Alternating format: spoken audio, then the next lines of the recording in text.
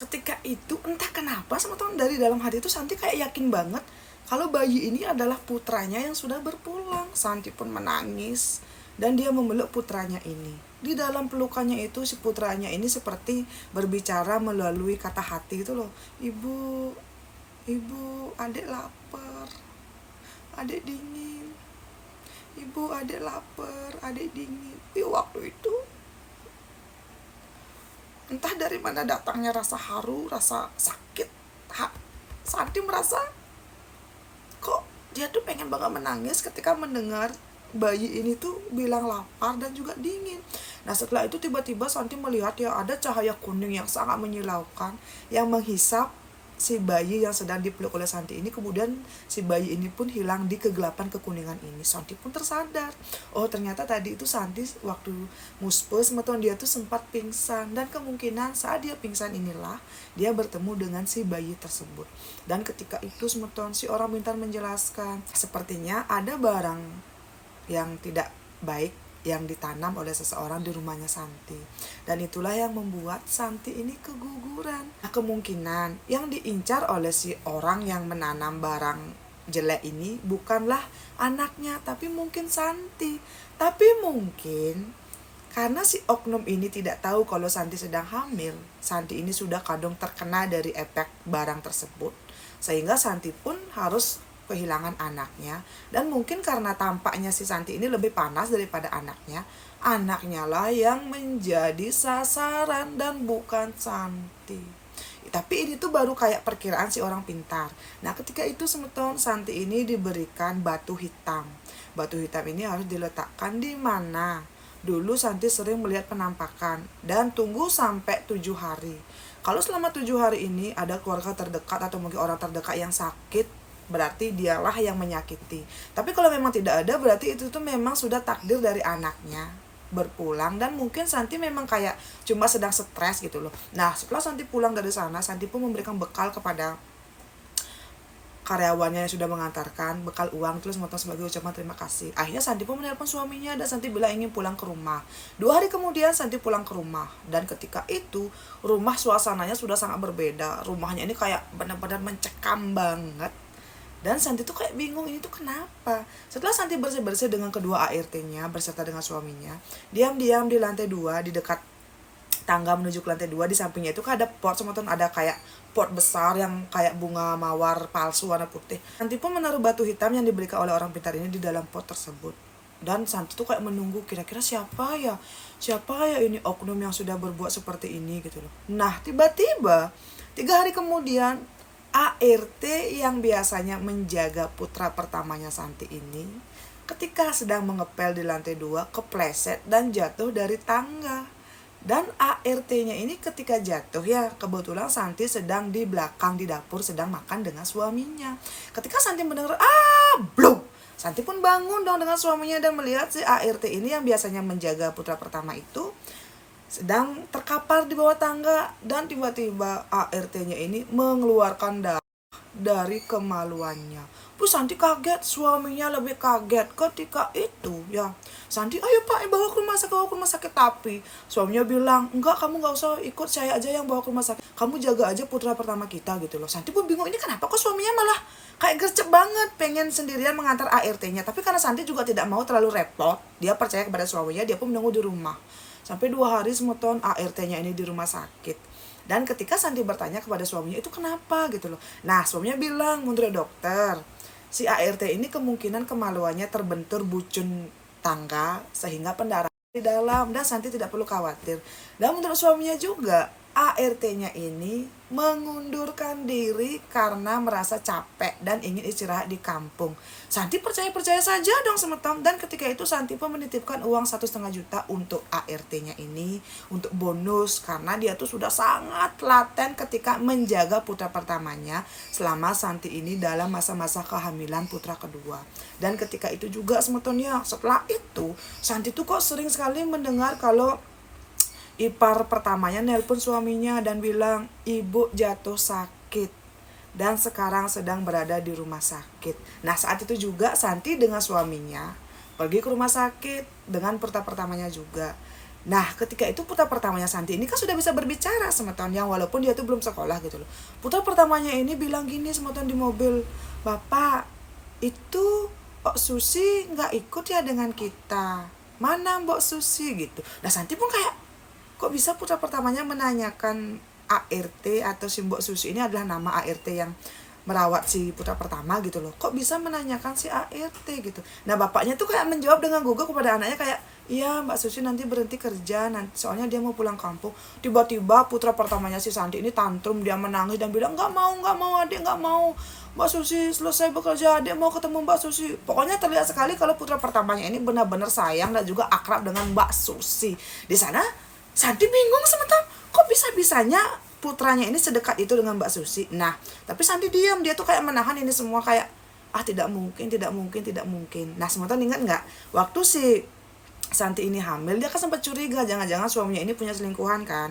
Tapi Santi kan selalu berusaha untuk memendam itu semua. Dia tuh kayak tidak memusingkan itu semua karena dia tuh berharap dia itu bisa menjaga kehamilannya dengan baik. Nah, rasa curiga itu pun terbangun kembali dan Santi makin, "Pak, jangan-jangan, tidak mungkin lah suaminya yang anak orang kaya, berpendidikan, sukses, punya uang banyak, punya anak, bahkan Santi secantik itu akan diselingkuhi dengan ART putranya. Kan tidak mungkin dan tidak masuk logika gitu loh menurut Santi." Nah, ketika tiba di rumah sakit ya, Santi pun duluan ke kamar mertuanya karena tiba-tiba suaminya ini mendapatkan telepon dari atasan.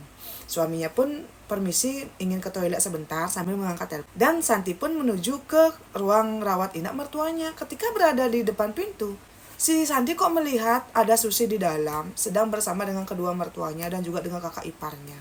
Ketika itu Santi tuh kaget banget dong. Kok tiba-tiba ada si Susi di dalam? Dan ketika itu Santi mendengar semetong ibu mertuanya marah-marah kepada si Susi dan bilang, "Kamu pergi dari rumah anak saya, jangan sampai keluarga anak saya hancur hanya karena kamu. Berapa uang yang kamu minta? Dasar kamu wanita tidak tahu diri. Sudah diberikan pekerjaan oleh menantu saya, kamu juga disayangi oleh menantu saya. Kenapa kamu bisa berselingkuh dengan putra saya? Bahkan sampai kamu mengandung anak putra saya." Boom. Kok gini? Dan di situ semua tahun seakan-akan memang sudah tuntun oleh yang di atas, semuanya pun kebengan, semuanya pun terbongkar. Dari apa yang Santi dengar, dia berselingkuh dengan suaminya Santi. Sepertinya di sana juga mertuanya ini berusaha agar si Susi ini meninggalkan rumahnya si Santi dengan suaminya secara baik-baik. Wih, semeton di sana Santi langsung boom. Dia masuk ke dalam kamar dan bertanya, "Ibu, ada apa nih? Ada apa ini?" Mertuanya kaget dong, iparnya juga kaget, si Susi juga kaget. Dan ketika itu semetonnya saya itu agak syok membaca ini. Si Santi bilang, tiba-tiba semeton si Susi ini berlutut dan bilang kepada Santi, "Ibu, maafkan saya, Bu, maafkan saya. Saya keguguran dan ini tuh anaknya Bapak." Di sana Santi kayak, "Apa?"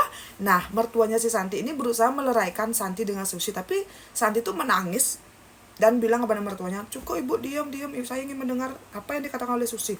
Susi cerita, dari hamil anak kedua ini kan si Santi ini tidur aja, sebetulnya dia tuh tidak beraktivitas, pokoknya cuma tidur dan tidur waktu ngidam-ngidamnya itu.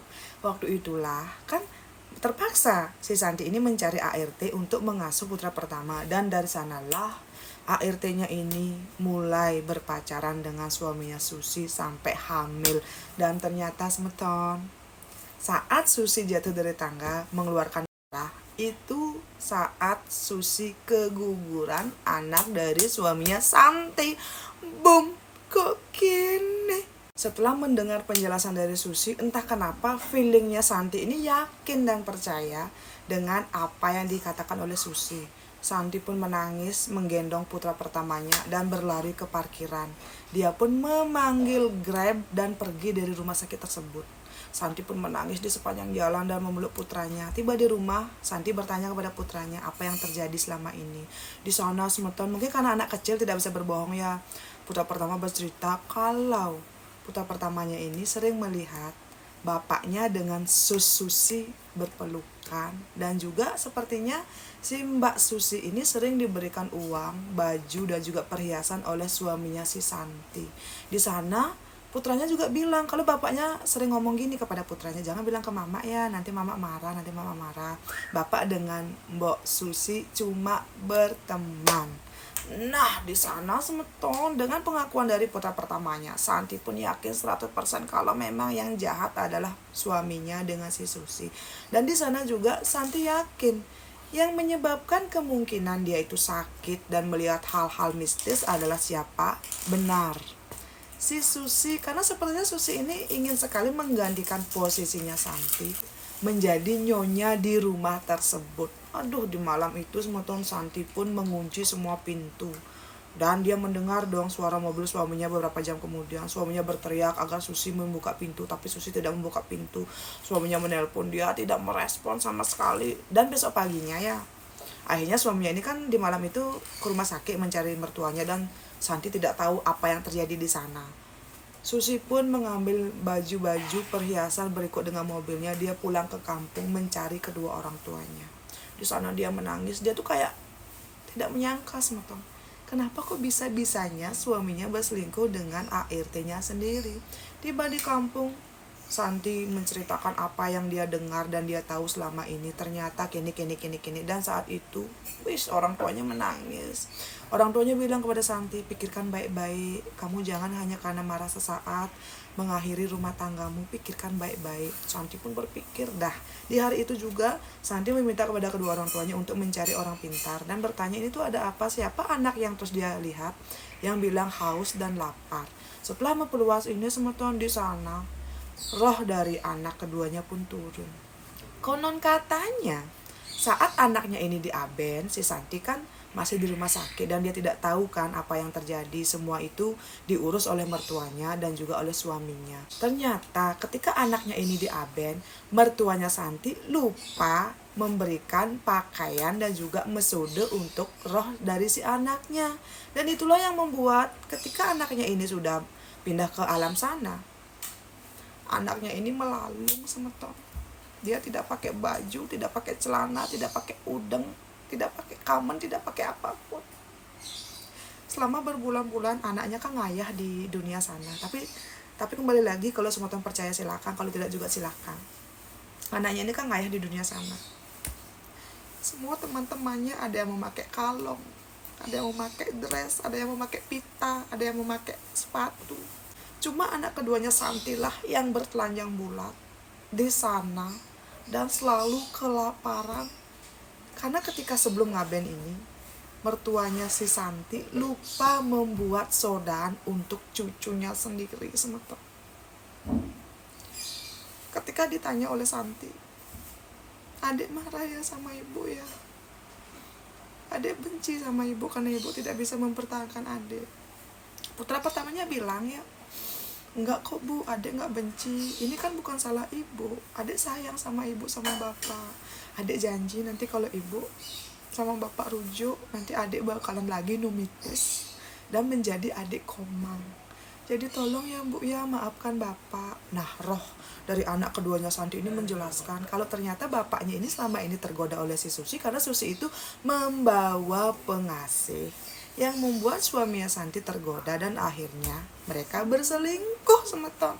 Itulah penjelasan dari roh anaknya Santi yang merasuki badan si orang pintar. Dan karena Santi ini tahu ternyata suaminya ini dalam pengaruh pengasih, dia pun memutuskan memaafkan suaminya. Ya, Santi pun datang ke rumah orang tuanya ya, tepat beberapa menit setelah Santi ini datang dari Mepeluas. Suaminya di situ minta maaf sebesar-besarnya, dia tuh benar-benar ingin berubah. Dan waktu itu Santi mengedengkan video tadi saat anaknya berbicara dan menjelaskan semuanya. Di sana Santi dan juga suaminya menangis. Kayak mereka hidup dalam harta yang sangat banyak, rumah mewah, mobil, bisnis. Kok bisa semeton? Putranya yang bahkan belum lahir kelaparan dan juga kedinginan di sana semeton. Itu tuh apa? Semeton apa? Dan kenapa kok bisa mertuanya Santi lupa membuatkan sodan untuk cucunya sebelum cucunya ini diaben dan dibakar semeton. Dan setelah itu semetonnya Santi pun memberitahu mertuanya gini dan astungkaru mertuanya pun kayak minta maaf kepada Santi semeton. Mertuanya berjanji tidak akan lagi melakukan kesalahan seperti itu dan tolong rujuk kembali dengan putranya. tolong kembali Santi, ibu tidak mau putra ibu nanti sakit atau apapun yang terjadi dengan dia, tolong rujuk, jangan biarkan rumah tangga kamu hancur hanya karena orang ketiga. Akhirnya semeton karena bujukan dari mertuanya dan suaminya juga kayak berjanji akan berubah. Berikut dengan dukungan dari keluarganya si Santi, Santi pun memberikan kesempatan kedua untuk suaminya. Santi pun mulai rujuk, dia pun kayak membersihkan rumahnya, membuatkan banten mecaru dan juga yang lainnya. Setelah itu Santi pun membuatkan banten ulang untuk putra keduanya. Di situ Santi membelikan pakaian terbaik, membelikan emas-emasan, gelang, udeng songket, kamen songket, semua dibelikan yang terbaik, dan itu tuh dibakar bersamaan dengan ritual kedua yang memang dibuatkan khusus untuk putra kedua. Dan saat Santi ini melihat kembali ya, banten ini dibakar berikut dengan pakaian dan juga makanan yang dia aturkan untuk roh anak kedua, dia tuh seperti melihat ada sosok bayi laki-laki yang sedang berdiri memakai pakaian yang dia bakar untuk anaknya. Itu tuh pakaian itu benar-benar dipakai oleh anaknya teman-teman. Entah Santi memang berhayal atau bagaimana, yang jelas dia melihat dengan mata kepalanya sendiri. Ada balita laki-laki memakai semua yang dia bakar. Dan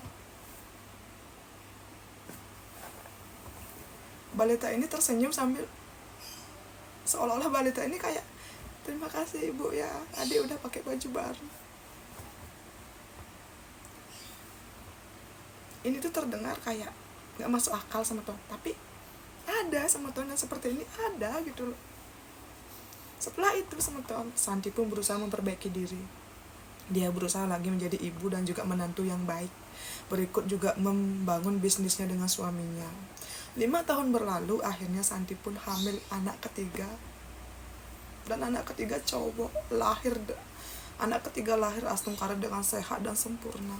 Dan entah kenapa teman-teman, anak ketiga ini benar-benar mirip dengan anak laki-laki yang sering datang di mimpinya si Santi sebelum dia tahu yang sebenarnya. Dan dia yakin pasti ini adalah reinkarnasi anak kedua yang memberikan Santi kesempatan agar bisa menjadi ibu yang lebih baik lagi.